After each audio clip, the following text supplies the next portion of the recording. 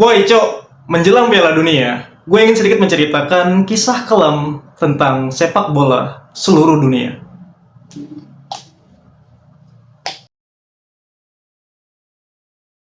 Cok, gue mau nanya, kalau lu lagi pergi nonton bola sama temen-temen nih ya, menurut lu, apa hal terakhir yang bakal lu pikirin? Pasti pulangnya larut malam, macet, suara serak, habis karena teriak-teriakan nyanyi-nyanyian ketika di stadion. Atau mungkin tim kesayangan kita kalah. Tapi, gak ada satu orang pun yang datang ke Stadion Kanjuruhan malam itu yang berpikir bahwa malam itu bisa menjadi malam terakhir bagi mereka. Dan yang lebih bikin merindingnya, banyak korban yang bukan dari supporter yang bikin kerusuhan pada saat itu. Ya, mereka cuma penonton biasa. Ada anak kecil, ada ibu-ibu, ada ayah yang datang bersama keluarganya. Ya, mereka datang hanya untuk menikmati pertandingannya. Seru-seruan aja di stadion itu menonton pertandingan sepak bola. Tapi malah berakhir sebagai korban dari salah satu tragedi stadion paling mematikan dalam sejarah sepak bola dunia. Ini kisah nyata tragedi Kanjuruhan. Dan percayalah, Cok, semakin lu tahu detailnya, semakin sesak rasanya. Tanggal 1 Oktober 2022, Kabupaten Malang, Jawa Timur. Dari sore hari, kondisinya itu udah ramai banget. Ribuan orang mulai datang ke Stadion Kanjuruhan. Jersey khas Arema terlihat di mana-mana. Karena tuan rumahnya waktu itu di Malang ya, Arema Malang. Pedagang berjualan, anak-anak berlari-larian, orang-orang foto bersama. Nggak ada yang kelihatan aneh, semuanya normal-normal aja. Nggak ada yang nyangka beberapa jam lagi semuanya berubah. Cok, kalau lu pernah datang ke stadion, lu pasti tahu rasanya. Ada semacam semangat yang susah dijelaskan, bahkan ketika sebelum pertandingannya dimulai. Mulai dari suara drum, nyanyian supporter, orang-orang yang nggak saling kenal tapi saling tos gitu kan. Semuanya menyatu karena satu alasan, mendukung tim kesayangannya. Malam itu Arema FC akan menghadapi rival terberatnya, Persebaya Surabaya. Pertandingan yang selalu penuh gengsi, pertandingan yang selalu menyita perhatian. Ya mungkin kalau di Jawa Barat ya, mungkin ada Persib Bandung dan Jakarta ya, Persija. Ini di Jawa Timur ada Arema Malang dan Persebaya Surabaya. Pertandingan dimulai. Puluhan ribu pasang mata tertuju ke lapangan pastinya, melihat kondisi bermain para tim kesayangannya masing-masing. Awalnya semua berjalan normal-normal aja. Sorak-sorai, nyanyi-nyanyian terdengar dari seluruh stadion. Tapi seiring waktu berjalan, keadaannya mulai nggak sesuai dengan harapan supporter tuan rumah. Pada saat itu Persebaya mainnya bagus banget. Gol demi gol tercipta, dan akhirnya peluit panjang pun berbunyi. Skor akhir, Arema FC 2, Persebaya 3. Arema kalah di kandang sendiri. Mungkin bagi orang yang gak suka bola ya itu cuma angka lah ya. Ya permainan aja, kalah ya biasalah gitu kan. Tapi buat sebagian supporter, maniak sepak bola, itu adalah sesuatu hal kekecewaan yang cukup mendalam buat mereka. Sebagai tuan rumah, kalah. Stadion yang tadinya riuh, suasana gembira gitu kan, suasana semangat, seketika berubah. Cok, disinilah semuanya bermula. Beberapa orang mulai turun ke lapangan, awalnya sedikit. Mungkin ya mereka cuma pengen meluapkan emosi atas kekecewaan mereka yang kalah gitu kan. Tapi ya nggak ada yang tahu apa sebenarnya isi dalam kepala mereka pada saat itu. Yang jelas, jumlah mereka terus semakin banyak.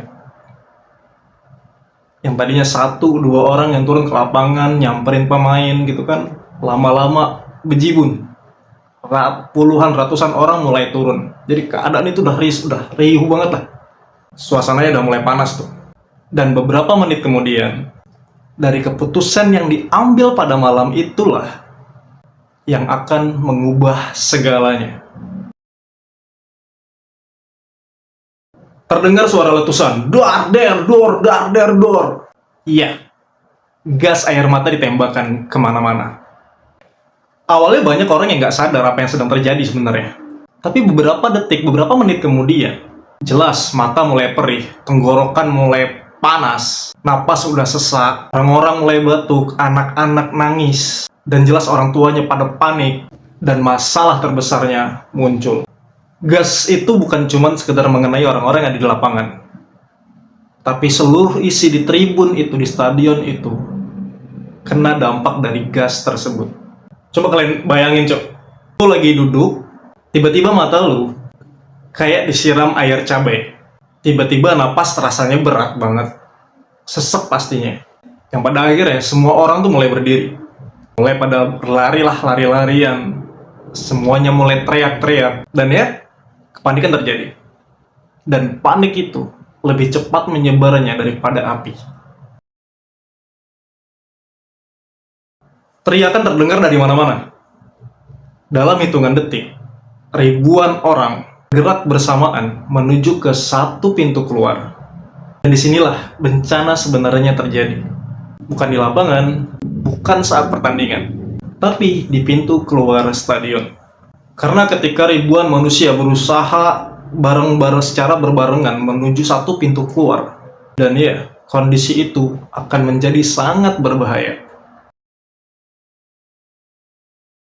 Cok, saksi yang selamat menggambarkan situasi pada saat itu semuanya hampir sama. Mereka nggak bisa bergerak, mereka terjepit dari segala arah.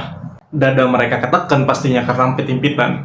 Sulit bernapas, udah pasti. Orang-orang yang di belakang pasti terus ngedorong, karena mereka yang di belakang juga pengen keluar gitu kan. Tapi yang pastinya orang-orang di belakang itu pada nggak ada yang tahu bahwa di depan sudah terjadi penumpukan, yang dimana penumpukan itu bukan penumpukan yang sekedar antri. Manusia jatuh satu persatu dan jadi kayak tumpukan-tumpukan gitu. Lo bayangin, Cok, tumpukan manusia, bukan satu dua orang ya, tapi puluhan bahkan ratusan tumpukan manusia. Yang jelas kondisinya mereka nggak bisa bangun, nggak bisa bergerak, apalagi untuk bernapas. Beberapa korban bahkan menceritakan bahwa mereka berpikiran malam itu mereka bakal meninggal. Ya, mereka berpikiran bahwa malam itu adalah malam terakhir buat mereka.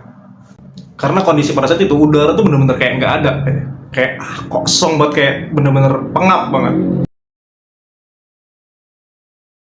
Di tengah kepanikan itu, jelas banyak keluarga berpisah. Seorang ayah yang kehilangan anaknya, seorang ibu yang berteriak memanggil anaknya, teman kehilangan teman, saudara kehilangan saudara. Ada saksi yang mengatakan pada saat kejadian, anak-anak tuh diangkat ke atas. Ya, untuk supaya anak-anak ini mendapatkan udara ya. Karena kalian bisa bayangin, yaitu anak-anak kecil-kecil itu, tengah kerumunan orang-orang dewasa. Ya, pasti kalau ketika mereka di bawah, mereka nggak akan bisa bernapas pastinya. Bahkan sampai sekarang, banyak orang yang selamat dan masih mengingat suara jeritan-jeritan pada malam hari itu. Karena suaranya itu berbeda. Itu bukan suara dukungan supporter, bukan teriakan-teriakan, nyanyian-nyanyian yang biasa dilakukan di stadion. Itu semua adalah suara orang-orang ketakutan. Ya, malam semakin larut, tapi kekacauannya belum berakhir. Korban terus berdatangan ke rumah sakit. Ambulan hilir mudik bolak-balik, motor bawa korban, mobil pribadi bawa korban, apa aja pokoknya yang bisa dibuat ngangkut korban, mereka pakai. Bahkan sampai koridor rumah sakit itu penuh. Dokter dan perawat pada malam hari itu, ya mereka bekerja sangat amat keras ya. Beberapa keluarga mulai berdatangan, mencari keluarganya, saudaranya, mencari temannya, berharap menemukan dengan keadaan selamat. Tapi nggak semuanya mendapatkan kabar baik itu. Ketika matahari terbit, Indonesia dikejutkan oleh kabar yang mengerikan. Jumlah korban terus bertambah. Proses identifikasi pun dilakukan, data mulai dicocokkan, dan akhirnya diketahui 132 orang meninggal dunia dan ratusan lainnya mengalami luka-luka. Total korban mencapai hingga 750 orang. Cowok, 132 itu bukan angka. 132 itu mereka punya nama. punya keluarga, punya mimpi, punya orang yang menunggu mereka pulang. Ada yang berangkat sama sahabatnya, ada yang berangkat sama kakak atau adiknya, sama pasangannya, tapi pulang malah membawa kabar duka. Kabar tragedi ini menyebar ke seluruh dunia. Media internasional memberitakannya. Pecinta sepak bola dari berbagai negara mengucapkan bela sungkawa. Banyak yang nggak percaya. Bagaimana pertandingan sepak bola bisa berakhir dengan tragedi yang sebesar ini? Dan sampai hari ini, Cok, kalau orang nyebut Kanjuruhan, yang diingat bukan siapa lagi yang nyetak gol pada waktu itu. Bukan siapa pemain terbaiknya, bahkan bukan siapa yang menang. Tapi yang diingat adalah 132 nyawa yang hilang. Yang diingat adalah tangisan keluarganya. Yang diingat adalah mereka yang berangkat nonton sepak bola, tapi nggak pernah pulang. Karena pada akhirnya nggak ada rivalitas, nggak ada pertandingan, dan nggak ada trofi. Cok, sampai hari ini, tragedi Kanjuruhan masih menyisakan banyak luka bagi keluarga para korban. Di balik angka-angka yang kita dengar di berita, ada ibu, ayah, anak-anak, kakak, adik, sahabat, atau saudara yang nggak pernah pulang. Semoga mereka yang telah pergi mendapatkan tempat terbaik di sisinya, dan semoga tragedi yang seperti itu tidak pernah terjadi kembali.